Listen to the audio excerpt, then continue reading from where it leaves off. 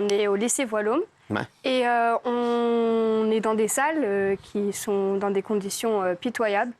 Ça fait combien de temps, ça? Moi, ça fait 3 ans que je suis au lycée Voilhomme et ça n'a pas changé depuis. Et même des personnes avant moi, ils ont dit que c'était pareil. Ça fait des années que ça n'a pas évolué du tout. Et là, bizarrement, depuis les médias, il y a eu quelques changements vite fait dans les robinets ou dans les plafonds. Et du coup, on est dans des salles avec aucun chauffage. Par exemple, ce matin, j'ai dû passer un DST de 3 heures. On a dû garder nos gants pour pouvoir écrire. Moi, j'ai écrit avec mon manteau sur mon dos parce que j'arrivais pas. J'avais trop froid. On arrive dans la salle, il fait la même température à l'intérieur de la salle qu'à l'extérieur. Il fait super froid et c'est horrible. Et vous avez alerté la direction, par exemple? Amel, vous êtes parent d'élève? Ah oui, ça fait 3 ans que ça dure. Vous leur avez dit quoi? On va nous dire qu'il y a des travaux, mais on a fait la grève l'année dernière aussi. Ils vous disent quoi? Valérie Pécresse va faire que le lycée aille mieux, mais ça ne va pas du tout mieux. Ça ne s'est jamais arrangé. C'est du camouflage qu'ils font dans ce lycée. Donc, et nos enfants, oui, vont en cours et travaillent en cours avec un manteau.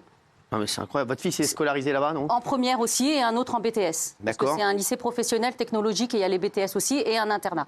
Il vous raconte, il rentre à la maison, il vous raconte? Oui. Il vous dit quoi? Il vous dit, encore maman? aujourd'hui, il a eu 2 heures de sport dans un gymnase du lycée qui n'est pas chauffé. Il a fait sport en doudoune. Oh. Oui. Les cours de sport ont été banalisés parce que les profs n'ont pas voulu faire cours dans ce gymnase. Il faisait 8 degrés et ils ont banalisé du coup les cours ce matin. Je pense pour le reste de la semaine, tant qu'ils n'allument pas les chauffages dans la salle. Certains profs autorisent le manteau, mais d'autres profs non.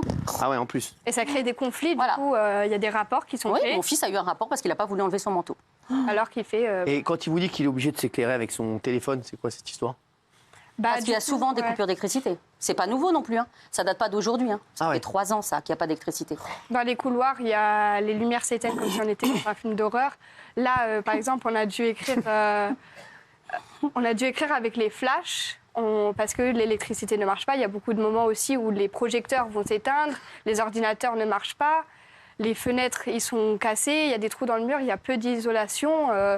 C'est des conditions dans lesquelles moi je ne peux pas travailler. Amel, j'ai du mal à concentrer. je comprends. Amel, quand votre fils vous l'a dit au début, vous l'avez cru ou pas? Vous l'avez dit? Ah oui, je le crois. Je fais les conseils de classe, donc j'ai vu l'intérieur du lycée. C'est réel, c'est pas des montages. C'est vraiment vrai. Ce qui se passe dans ce lycée, c'est horrible. Et je me demande comment les enfants arrivent à travailler. Moi, mon fils, il a eu son bac l'année dernière. Là, il est en BTS cette année. Mon plus grand. Je me demande comment il a fait pour avoir son bac. Et franchement, je leur tire mon chapeau à ces gamins qui n'abandonnent pas l'école parce que c'est super difficile de travailler dans des conditions pareilles. Et je me pose la question si dans les beaux quartiers de Paris, c'est comme ça. Et les professeurs, ils disent quoi? Les professeurs, ils sont comme nous. Ils disent quoi? Ils n'en peuvent plus? Bah non, ils n'en peuvent plus. Alors, là, j'en ai vu parler aujourd'hui avec des journalistes, ils se cachaient. Parce qu'il y avait peur de la direction, etc. C'est grâce aux profs, du coup, que là, on puisse en parler ici. Parce que des profs qui vont envoyer des messages, qui essaient de changer quand même les conditions dans lesquelles on est. Et qui essaient de contacter l'éducation nationale aussi, parce que... Non, on a essayé de contacter le rectorat.